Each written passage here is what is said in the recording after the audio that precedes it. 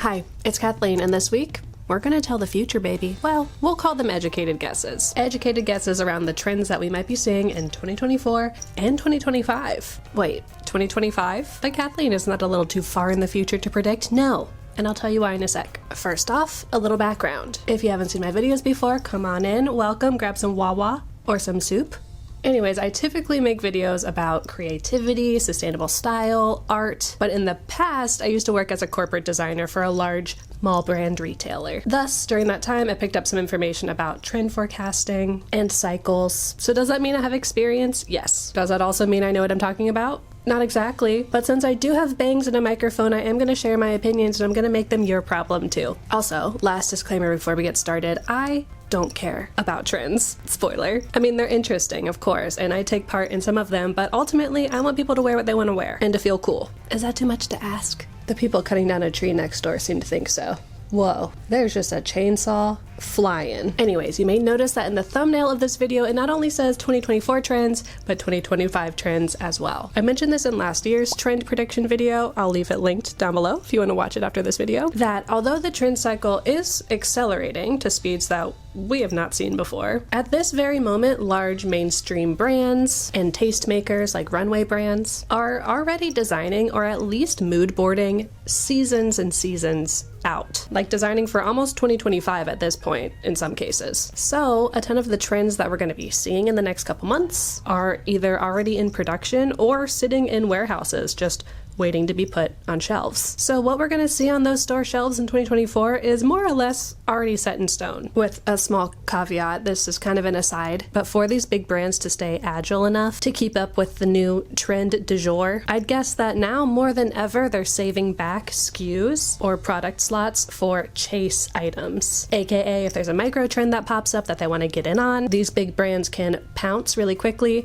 and get items into production and into market before the trend dies. AKA chasing the trend. I don't like it, I don't agree with it, but it's the reality. Usually only a couple SKUs are saved back for this, but I'm guessing there's more than usual these days. Okay, back on track. In last year's trend prediction video, I went pretty hardcore into the societal pressures and global zeitgeist that made trends what they were, and the reasoning behind why I thought certain trends would make an appearance. And we'll be doing a little bit of that this year, but mostly I want to look at trends that we've seen recently and predict how they might evolve in months and years to come. And I have a good reason for doing this. When I was researching for this video and checking out the newly released 2024 trend prediction lists from places like Vogue and Harper's Bazaar and WGSN, I noticed something really strange, but I think it's easier if I just show you, so come along. So here's an example. What's coming for 2024? Bows? Wait, aren't those already huge? Okay.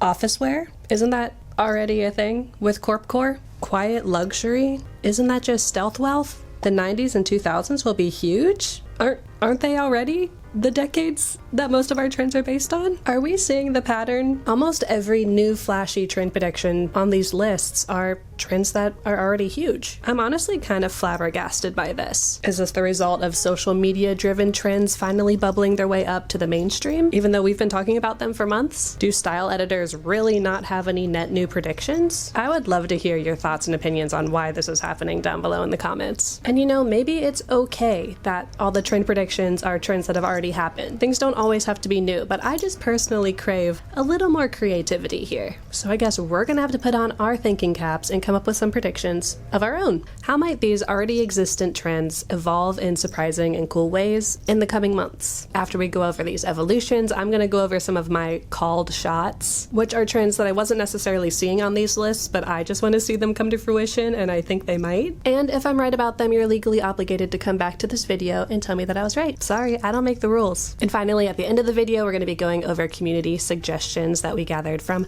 last week's video about what trends y'all want to see in the coming year. Okay, without further ado, let's jump into our evolutions of trend predictions. Metallics. I know, this is on the trend prediction list every year. Maybe it's because these lists come out around New Year's and metallic and shine is huge for the holidays and New Year's Eve, but it's getting to pastels for spring Groundbreaking levels of irony at this point. And don't get me wrong, I love a little shine, a little sparkle. So how might this evolve in 2024 into something a little fresher, a little newer? Well, I'm guessing we're going to see a slightly more futuristic and surreal version of this. And I'm not talking Jetsons, although that would be very cool. I'm thinking items that look like they were poured from molten metal and alchemically sculpted for our bodies. I don't know if this is just me, but I've noticed more A-listers than ever rocking Schiaparelli on the red carpet and at fancy events, which is a brand known for its surreal and ethereal pieces. And specifically, we've been seeing a lot more of these poured metal motifs that feel like something that Hera would be rocking on Mount Olympus, or something you'd find in King Midas's court. It's fantastical and over the top, and personally, I think it's really cool from an artistic perspective. On a similar note, we might also see more iridescent or mother of pearl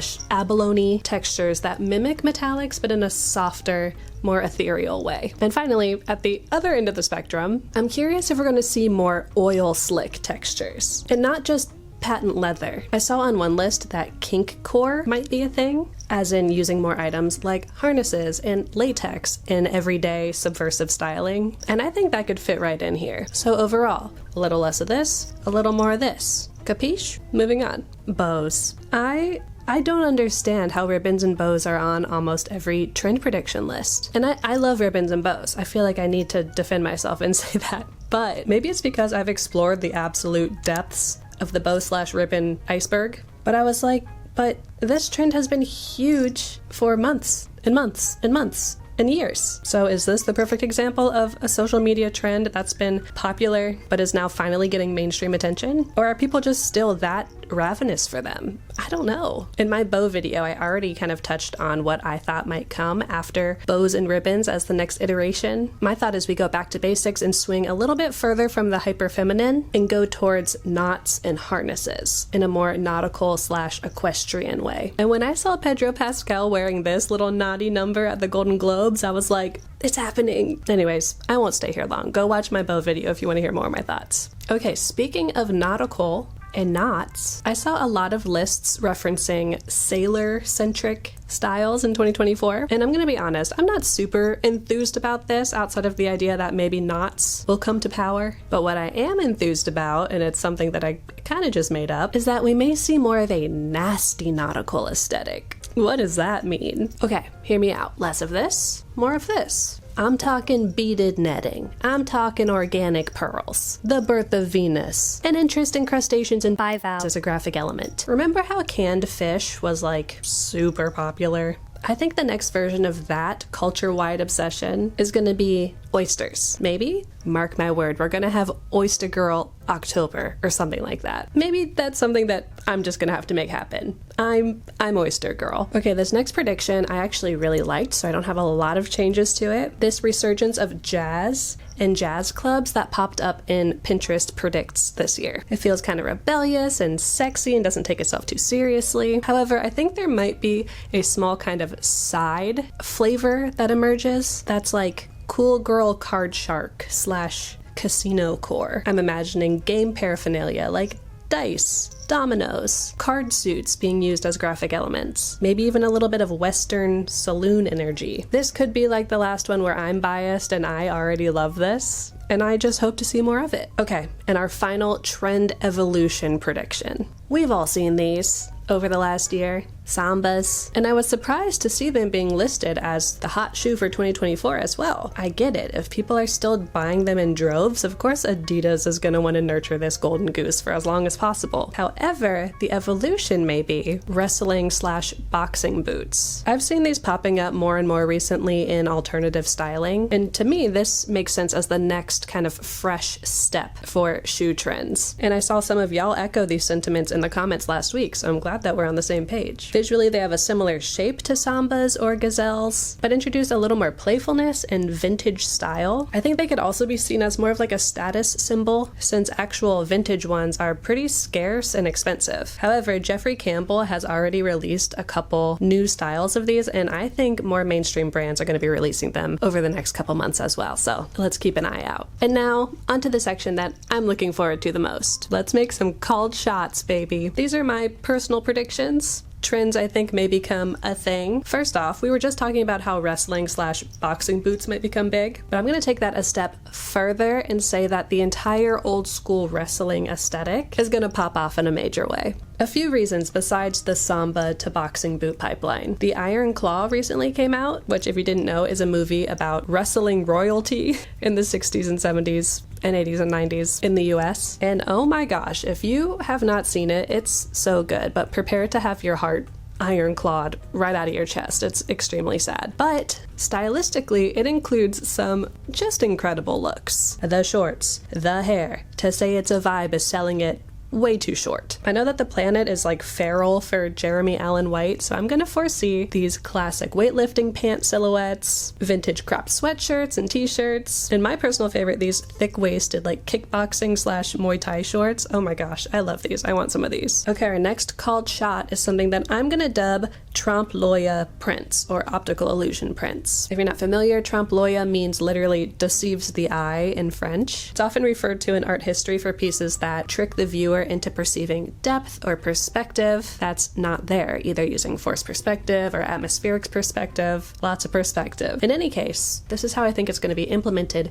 into style this year. In seasons past, we've seen a lot of these like fake thermal body prints, and more recently I've been noticing more quote-unquote fake body prints in the form of these novelty bikini shirts or nude prints. The most recent example I noticed was featured in the teaser for the new Mean Girls movie. And to bring Schiaparelli back into the conversation, they're known for these faux body facades, whether it's a torso or a toe. So I'm not sure how this is going to show up in the mainstream, but I'm very curious. This whole idea is very artsy and irreverent to me, so I love it. Speaking of irreverence, my next called shot is bootleg merch, whether it's actually bootleg or created by the brand to look bootleg. And to give credit where credit's due, my friend E sparked this idea for me. So I think we're going to see more of these types of illustrations instead of the classic and clean licensed imagery. There was a lot of talk in the comments of last week's video about what the next licensed character royalty is going to be after Snoopy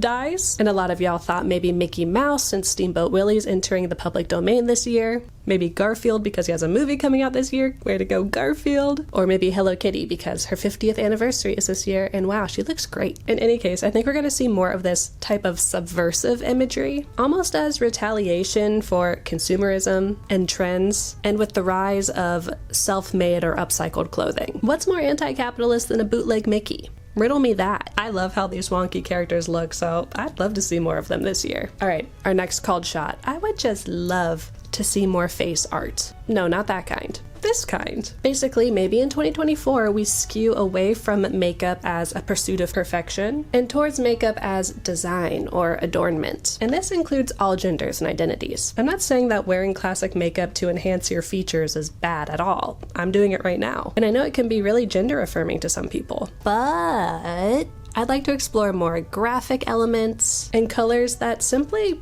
look cool and act as pure personal expression without the societal baggage of no makeup equal ugly, you know? And here is my final called shot / desire for 2024. I want to see more secondhand styling, period, but specifically on runways and red carpets. From my cursory searching, I couldn't find any celebs that vocally only sport secondhand or vintage pieces at fancy functions. And I think this could be a really powerful stance to take. It might seem small or insignificant or like, who cares what a celebrity does? But it's a great opportunity to take a strong stance for sustainability with a large platform. So come on, A-listers. One of y'all better step up to be a secondhand ambassador or I'm gonna have to do it for you. That's an empty threat because I don't go on red carpets. But you best believe if I ever was on one, I'd be rocking secondhand. Okay, enough about me. What did y'all predict for 2024? Again, I gathered these from the comments of last week's video and also from Instagram. Feel free to come hang out over there at kathleenillustrated if you want to be included in future videos. I definitely noticed some patterns in these predictions. First, we want to see more 100% secondhand or self-made wardrobes. I can get behind that. There's tons of excitement around upcycled or customized items, whether that's fiber arts like crochet and knitting, or simply adding personal touches or doing thrift flips for more true-to-you personal styling. Elsa the Fool mentioned wanting to see more Boro Boro style, and I'd never heard of this. But dang if this does not look cool. I would love to try it. Next, there was excitement around stepping away from the idea of wearing flattering items only. Big air quotes there. Rejecting the idea that bodies and body parts, especially if they're larger, should be concealed or made smaller by clothing. Y'all want to embrace loud and large silhouettes, as well as explore more androgynous style? I'm here for all of it. Next, a lot of y'all theorized that all shades of green would be big in 2024. Olive, forest, lime, you name it. I'm a froggy girl at heart. I can't help but agree. A green? Anyways, there was some conjecture about polka dots coming back in a big way, whether that's with the resurgence of Mickey, as well as the 2010s twee aesthetic. And finally, a lot of y'all guessed that the fraught political situation globally would have an effect on style as well this year. This can go a lot of ways, more explicitly like with slogan tees as protest, or more subversively like an increase of utility or dystopian styles, or folks cutting down on their consumption in general and opting for secondhand, and minimalism due to higher prices and financial insecurity. I think that's a really apt observation. So in closing, we talked about how the 2024 trend predictions are really nothing new, and I think this is a great opportunity to step off the madly spinning, trend-chasing hamster wheel and chase our own happiness and actualization. What have you always wanted to wear? What excites you? What maybe scares you a little? I hope we can explore all of these things and follow the fun, because at the end of the day, I believe that's how you discover your own personal, joyful expression. And honestly, I think we need more of that. And one of the easiest, most sustainable, and cheapest ways to do that is with secondhand fashion and thrifting. Sorry, I have to throw in at least one last thrifting plug before the video ends. It's what the thrift gods expect and deserve, and I'm not trying to get smited today, okay? So, if you have any 2024 predictions that we didn't talk about, or any new thoughts or reactions after hearing me talk about them, drop them down in the comments. I'd love to keep the conversation going. Thank you so much for hanging out with me today. I'm just gonna say it. I had fun with you, and I hope to see you again. Why am I flustered? So if you enjoyed yourself, please consider subscribing. I'd really appreciate it, and we can hang out again soon. Again, if you want to hang out during the week and participate in polls, you can come hang out on Instagram at kathleenillustrated. And I'm gonna get out of here. I hope you have a great week. Stay super stinky, and I love you. Bye!